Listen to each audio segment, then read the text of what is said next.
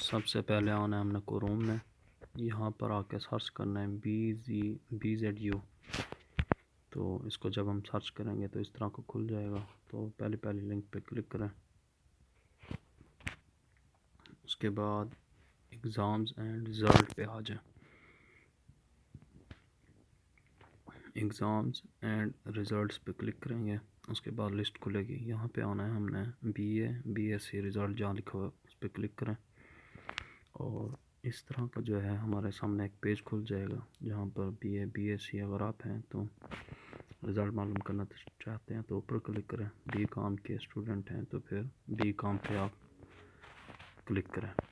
تو پہلے دیکھتے ہیں BSc کو، تو اگر آپ کو رول نمبر یاد ہے تو اوپر والے خانے میں، یعنی کہ یہاں پر آپ اپنا رول نمبر لکھیں۔ رول نمبر نہیں آتا آپ کو تو نیچے والی لائن میں آپ اپنا جو ہے نا یہاں پر شناختی کارڈ نمبر لکھیں۔ اگر شناختی کارڈ بھی نہیں آتا تو یہاں پر آپ اپنا رجسٹریشن جو ہے نا نمبر دیں گے، اس کے بعد سرچ کریں گے۔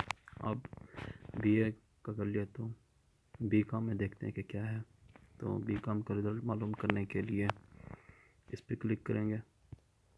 رول نمبر ہے تو رول نمبر لکھیں یہاں اور نیچے سرچ کر لیں۔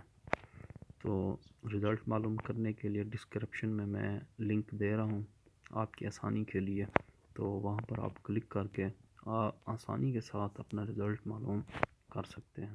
اللہ حافظ۔